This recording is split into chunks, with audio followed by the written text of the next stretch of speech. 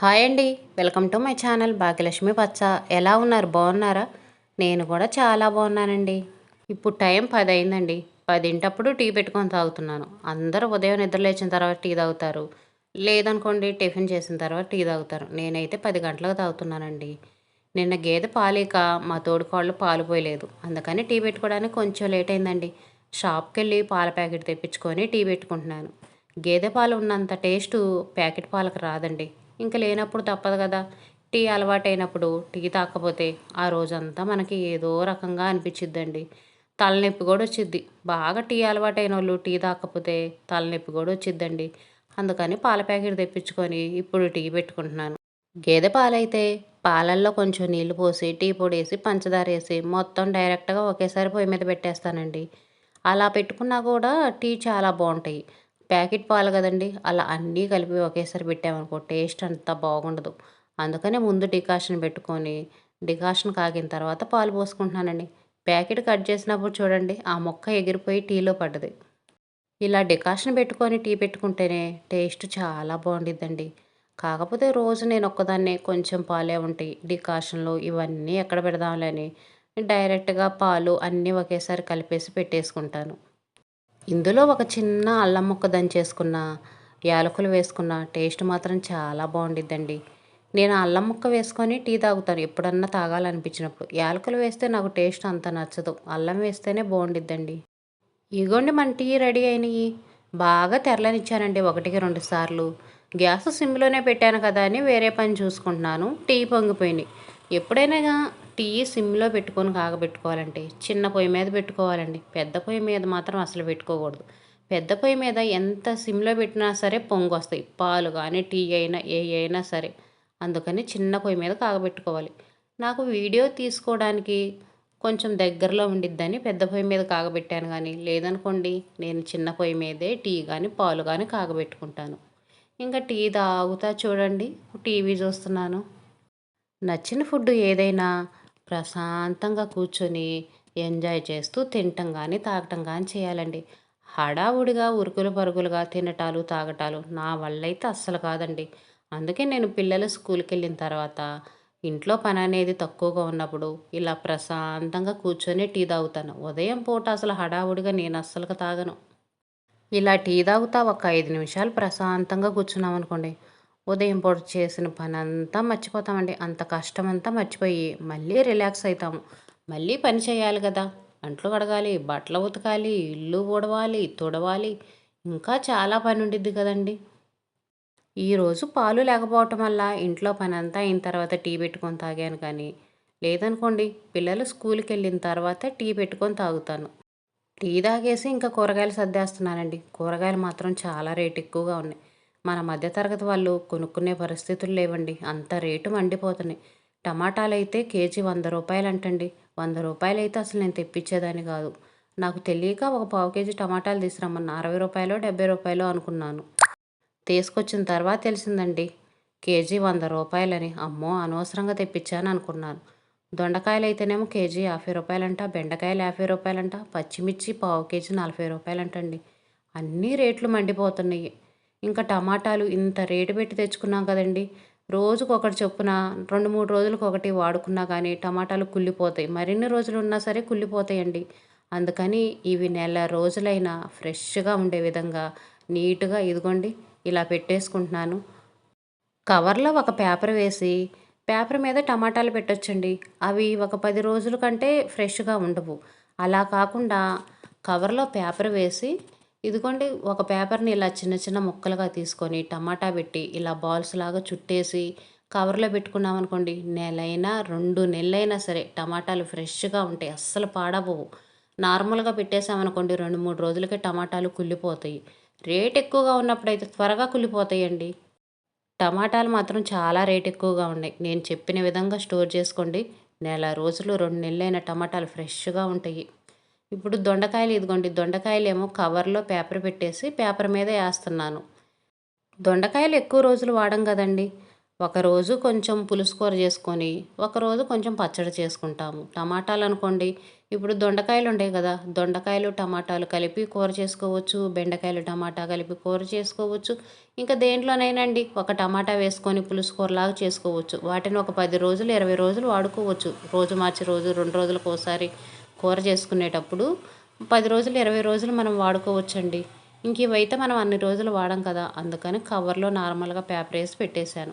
పచ్చిమిర్చి కూడా అంతేనండి. తొడాలు ఎవరమైనా తొడాలు తీసుకొని పెట్టేసుకుంటాం అనుకోండి, పేపర్ వేసి పెట్టుకున్నాం అనుకోండి, కుళ్ళిపోకుండా నెల రోజులైనా ఫ్రెష్గా ఉంటాయి. వీటిని కూడా కావాలంటే ఒక పెద్ద పేపర్ తీసుకొని పేపర్లో చుట్టేసుకొని పెట్టుకోవచ్చండి.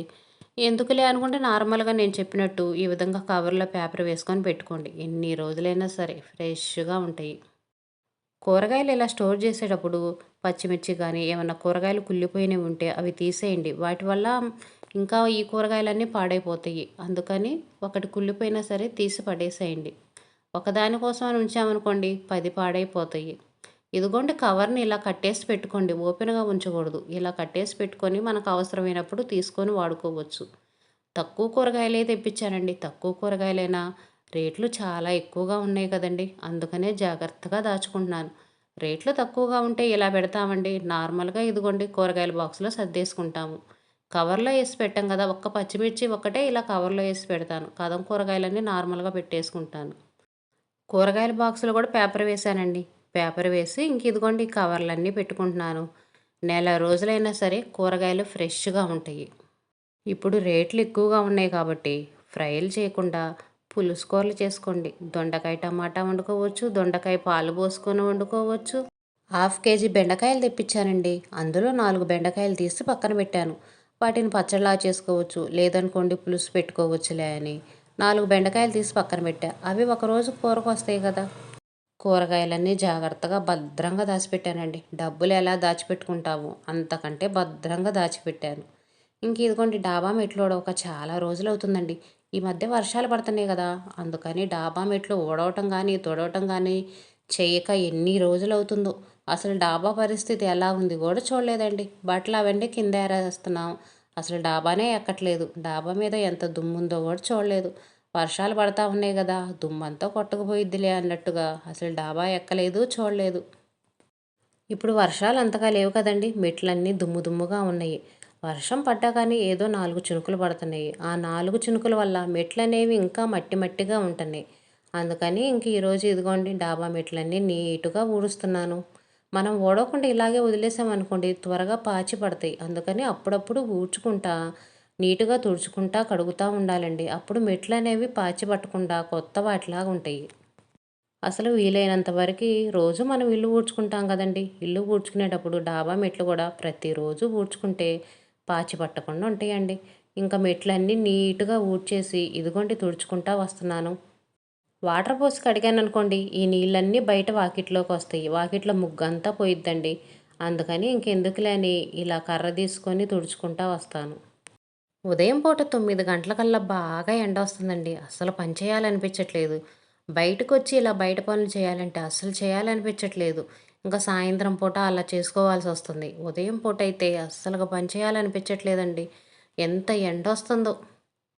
పిల్లలు స్కూల్కి వెళ్ళిన తర్వాత మనకి ఈ పనులతో సరిపోయిద్దండి. ఎన్ని పనులండి ఒకటనా, క్లీనింగ్ పనులని, అబ్బబ్బా ఎన్ని పనులు చెప్పుకుంటా పోతే చాలా పనులు ఉంటాయండి.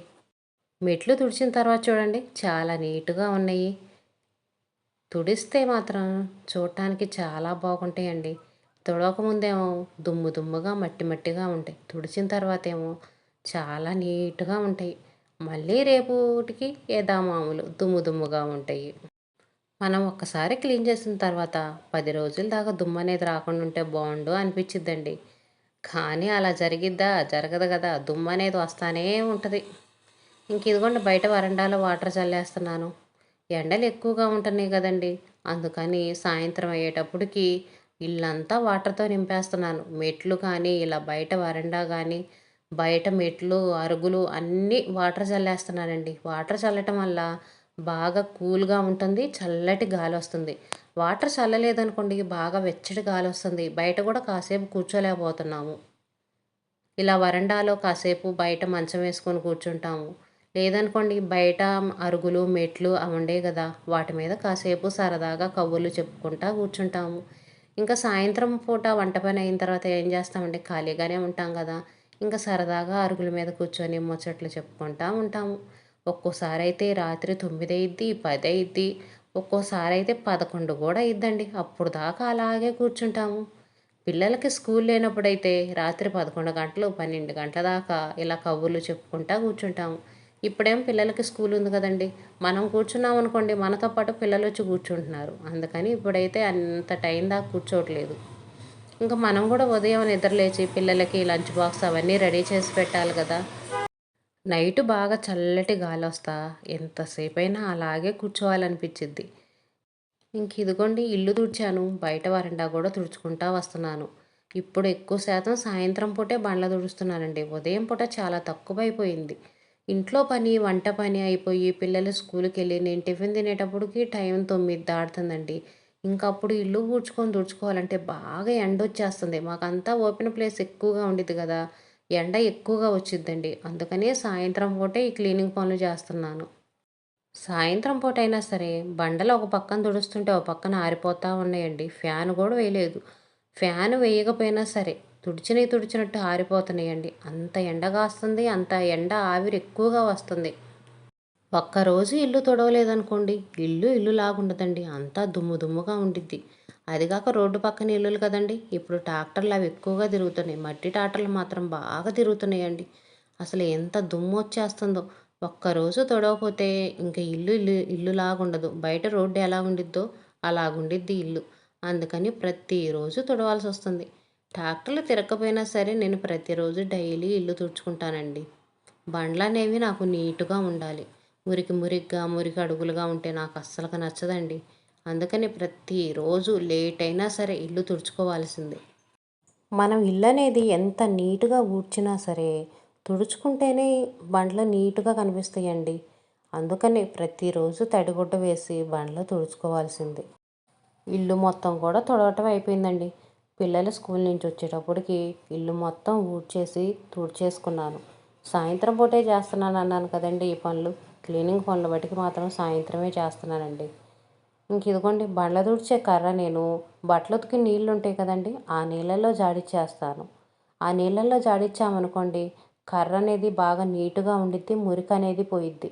ఈ నీళ్ళు సరుపు నీళ్ళు ఉంటాయి కదండి, సరుపు నీళ్ళు, సబ్బు నీళ్ళు అవి ఉంటాయి కదా, అందుకని కర్రకున్న మురికి నీటుగా పోయి కర్ర అనేది కొత్త దానిలాగా ఉంటుంది. ఇదిగోండి పిండిన తర్వాత ఇలా ఇదిలిచ్చి ఆరేసుకుంటాను. ఇదేనండి ఈరోజు వీడియో. మీకు నచ్చుతుందని అనుకుంటున్నాను. నచ్చితే లైక్ చేయండి, షేర్ చేయండి, సబ్స్క్రైబ్ చేసుకోండి. మరో వీడియోలో కలుద్దాం.